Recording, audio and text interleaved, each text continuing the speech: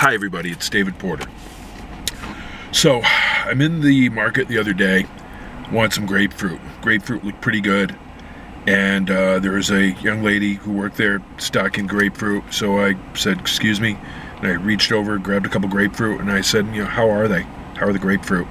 And she avoided eye contact and murmured in a very timid voice, I don't know. This young lady very likely has had some very bad experiences. She's been traumatized. That's not a normal response or a normal reaction. She felt very threatened by my presence and by my question. She was very timid and very submissive. Submissive people draw predatory people. And before the outrage starts, no, I am absolutely not ever blaming the victim.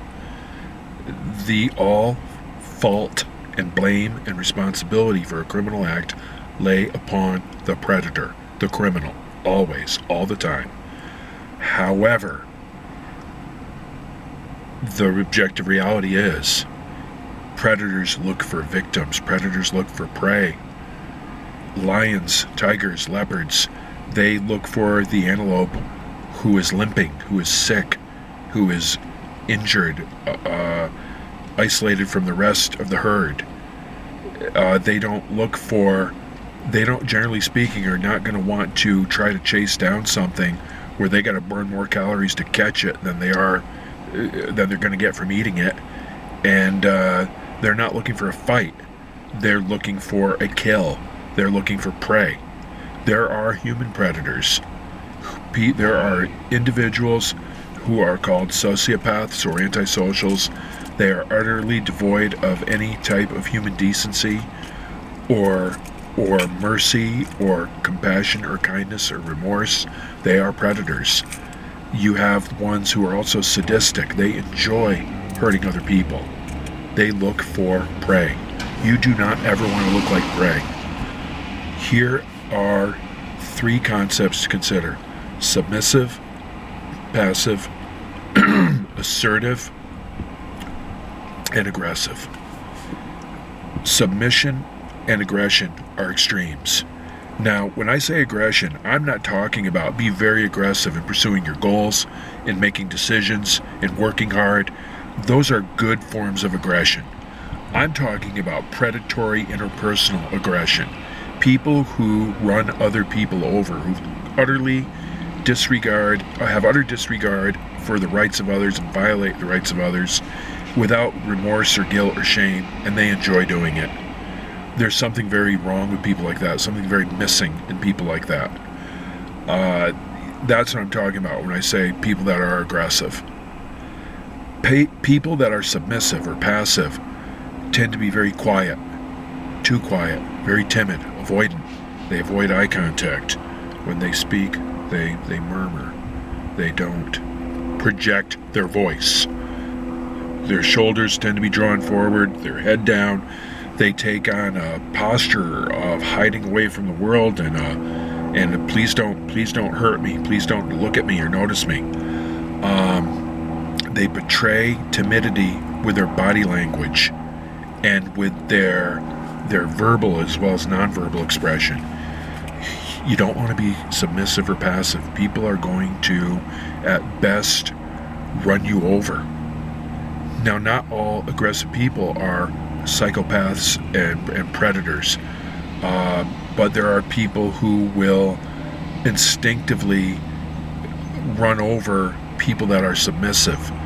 You don't want to be submissive. If you are submissive, if you are too accommodating, if you're that proverbial nice guy or nice girl, and that's a confusing choice of words. I actually don't use nice, I use accommodating, because it can be difficult to understand. Well, what's wrong with being too nice? The world would be better if there were more nice people in it.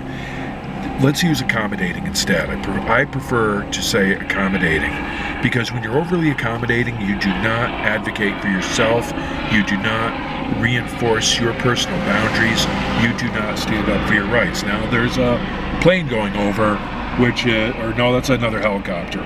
There's a helicopter in my last video, it came back again, intent on interrupting my video. Anyhow, where was I?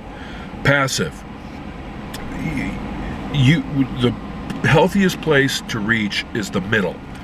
Aggressive in your interpersonal relationships is not good. You're violating others' rights, running other people over, showing disregard for other people, disrespect. Your way, you're going to crush other people's spirit. Passive and submissive is no good. You don't advocate for yourself. You're timid. You're withdrawn. You are an easy target, and your needs are not going to get met. And long term, very passive people who do not advocate for themselves tend to build huge amounts of resentment, and one day it emerges explosively, what Freud called displacement. Their resentment over the way other people treat them builds and builds and builds, and then emerges explosively, maybe not even on whoever has originally disrespected them and dominated them. It's also not good for you. It's not good for your body. You're running the engine in the red zone. Blood pressure up, heart rate up. It can be a contributing factor to acid reflux and migraines, and a multitude, immunosuppression, a multitude of other problems that result from chronic stress and dumping excess amounts of adrenaline, constantly being in low-grade fight, flight, freeze, where your body is ready to engage a threat, flee from a threat, or you freeze up, hope the threat overlooks you. You can't stay in that state for a long time, that physiological state for a long time. It's no good for you. So the middle ground is assertive. When you are assertive, you are showing respect for other people, you are advocating for yourself, and you are reinforcing your personal limits and personal boundaries. And where to begin with that?